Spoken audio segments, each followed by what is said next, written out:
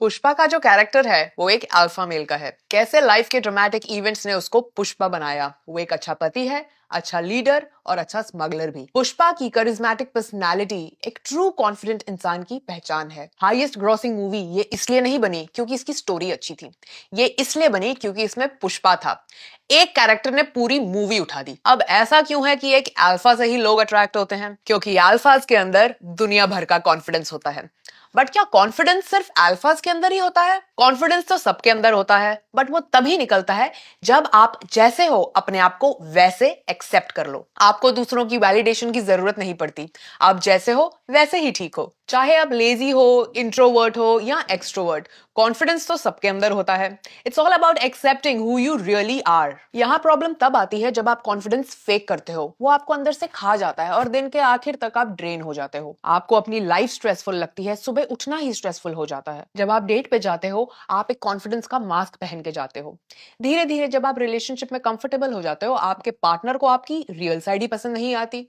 ये बहुत common reason है नए रिलेशनशिप्स में ब्रेकअप होने का। ज्यादातर लोग अपने अंदर का एक वीक इंसान छुपा के रखते हैं और फिर ये एक लूप बन जाता है। आप फेक कर करके इतना थक जाते हैं कि एट द एंड अपने आप से हार जाते हैं। अगर आप वीक हो तो उसे छुपा के मत रखो, एक्सेप्ट करो। क्या पता एक दिन आपके अंदर का भी शक्तिमान जाग जाए। नेवर जज a book by its cover. ये तो सुना ही होगा आपने। नार्सिसिस्ट उन लोगों को बोलते हैं जो घमंडी या सेल्फ सेंटर्ड होते हैं, बट ऐसे तो कई लोग होते हैं। ये एक ओवर सिंप्लीफाइड वर्जन है नार्सिसिस्ट का।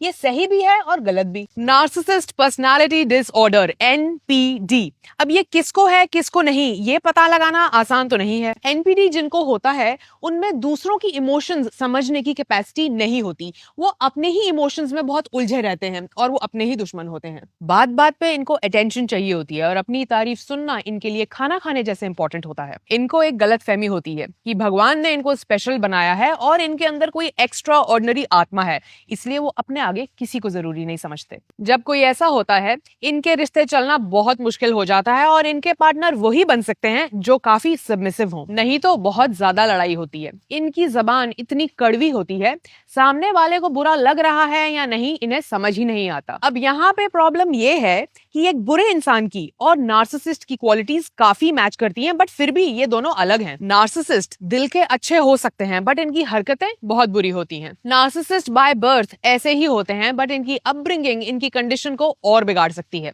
जैसे कुछ माँ बाप अपने बच्चों को इतना पुश करते हैं कि बच्चा अंदर से टूट ही जाता है, स्पेशली अच्छे मार्क्स लाने के लिए। ये फिर एक टॉक्सिक कंपेटिटिव लूप में फंस जाते हैं और इनके लिए सब कुछ एक कंपटीशन बन जाता है। नार्सिसिस्ट का अपनी कंडीशन पे कुछ खास कंट्रोल नहीं होता। वो अपनी हालत से काफी परेशान रहते हैं, उनके लिए खुश रहना काफी मुश्किल हो जाता है। इस डिसऑर्डर को इंप्रूव करने के लिए बहुत सारी थेरेपीज होती हैं। जो मेरी फेवरेट थेरेपी है वो है टॉक थेरेपी। इससे थेरेपिस्ट आइडेंटिफाई कर सकता है कि उनका अनहेल्दी बिहेवियर क्या है और उसे सही तरीके से कैसे मैनेज किया जा सकता है और रिलेशनशिप्स इंप्रूव किए जा सकते हैं।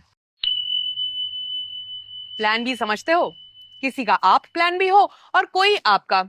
किसी की जरूरत है और किसी की आदत। मेरी एक फ्रेंड है, वो अपने मोबाइल का पासवर्ड अपने हस्बैंड से कभी शेयर नहीं करती। कहती है मुझे प्रिवेसी का हक है। मेरा एक फ्रेंड है जिसके पास हमेशा एक्स्ट्रा मोबाइल रहता है जो वो अपनी गाड़ी में छुपा के रखता है। मेरे हिसाब से प्लान बी सबका हो सकता है, सब बना सकते हैं, बट रिलेशनशिप में इससे ज्यादा टॉक्सिक चीज कुछ नहीं है।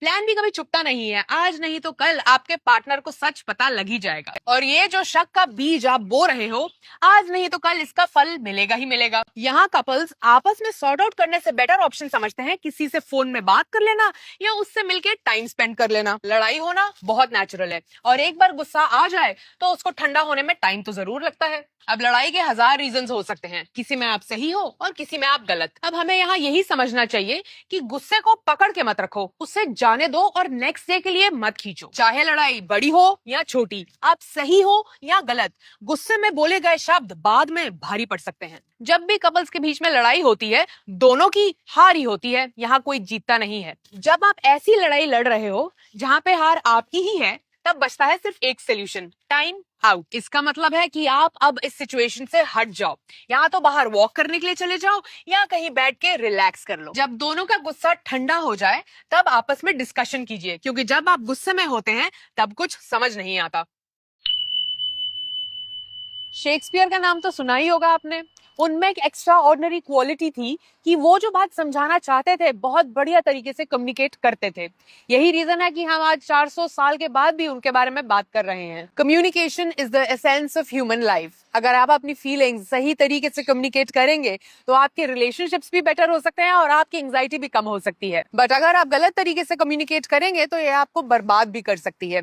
धीरे धीरे आप अकेले पड़ने लग जाएंगे और अगर आपके आसपास बहुत सारे लोग हैं भी फिर भी आपको लगेगा जैसे कि आप अकेले हैं। मेरे पास एक कपल आया। हस्बैंड ने बोला कि उसका काम बहुत बढ़िया चल रहा है और उसके अपने तरीके हैं लोगों से बात करने के और उसे काउंसलिंग की कोई जरूरत नहीं है। ये सुन के मैं उनको बोल सकती थी कि जब आप सब कुछ सही ही कर रहे हैं तो मुझसे काउंसलिंग लेने की क्या जरूरत। बट उसकी जगह मैंने बोला कि अगर आप सब कुछ सही कर रहे हैं तो आपकी ओवरऑल लाइफ कैसी चल रही है। मेरे इस छोटे से क्वेश्चन ने उनको सोचने में मजबूर कर दिया और थोड़ी देर बाद उन्होंने बोला कि ये बात सच है कि शायद उनके लोगों के साथ रिलेशनशिप कुछ खास नहीं। जब आप बोलोगे ही नहीं तो सामने वाला समझेगा कैसे। माना अपने दिल की बात क्लियरली बोलना समझाना आसान नहीं होता, स्पेशली लड़कों के लिए। एक डर होता है कि सामने वाला आपको कमजोर ना समझे, आपका मजाक ना उड़ाए। अगर आप कम्युनिकेट नहीं करेंगे तो ट्रस्ट बिल्ड नहीं हो पाएगा, कोई आपकी बात समझ नहीं पाएगा और आपके आसपास अगर बहुत अपॉर्चुनिटीज हुई भी तो आपके पास नहीं आएंगी। अब इसका मतलब ये भी नहीं कि जो मन में आए वो बोल दो कम्युनिकेशन के नाम पे। पहले आपने सोचना है फिर जबान पे लाना है। अपना दिल हल्का करने के चक्कर में दूसरों का दिल भारी मत कर दीजिए। Always remember, conversation really matters. राजयोग के बारे में सुना है? आपका पार्टनर वही करे जो आप चाहते हो। क्या इसे ही राइट मैच कहते हैं?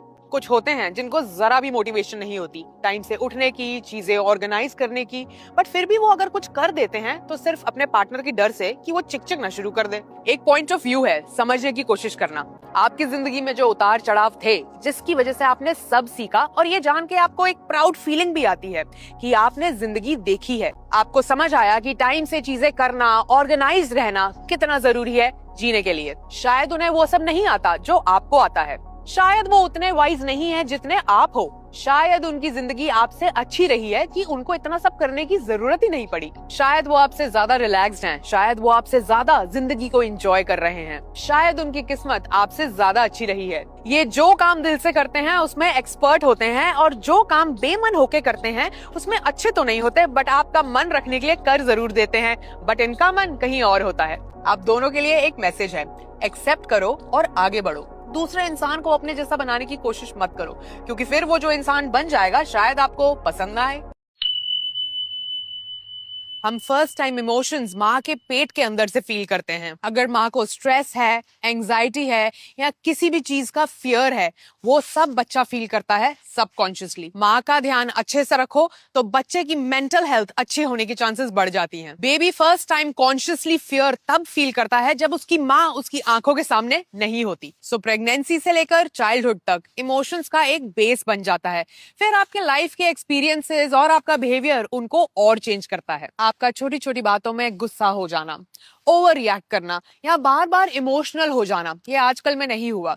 इसको होने में बहुत टाइम लगता है। हमें जो अपने बारे में पता है वो सिर्फ 10% पता है, बाकी 90% हिडन होता है। हमारे अंदर एक आवाज होती है जो हमें बहुत ताने देती है, हमें जलील कर देती है और ये साबित कर देती है कि हमारा पास्ट, प्रेजेंट, फ्यूचर सब बर्बाद है। ये आवाज किसी और की नहीं है, हमारी ही है। ये हमारा अपने आप से बात करने का एक तरीका होता है। Neuro linguistic programming NLP therapy के थ्रू हम अपने अंदर की इमोशंस, थॉट्स और इंटरनल प्रोग्रामिंग को समझ सकते हैं और ये जो हमारे अंदर का क्रिटिक्स है हम उसको कैसे अपना दोस्त बना सकें वो समझते हैं। ये जो विपासना का 10 डेज का कोर्स होता है वो भी काफी इफेक्टिव साबित हुआ है अपने अंदर की इमोशंस को समझने के लिए। सोच सोच के एंग्जाइटी लाना, बात बात पे गुस्सा हो जाना, इसके लिए किसी और को ब्लेम मत करो, इसको आप ही ठीक कर सकते हो। अपने आप से बार बार कहना, मुझे कुछ नहीं करना, मैं जैसा हूं वैसा ही ठीक हूं, मेरे अंदर कोई प्रॉब्लम नहीं। शायद यही सबसे बड़ी प्रॉब्लम है।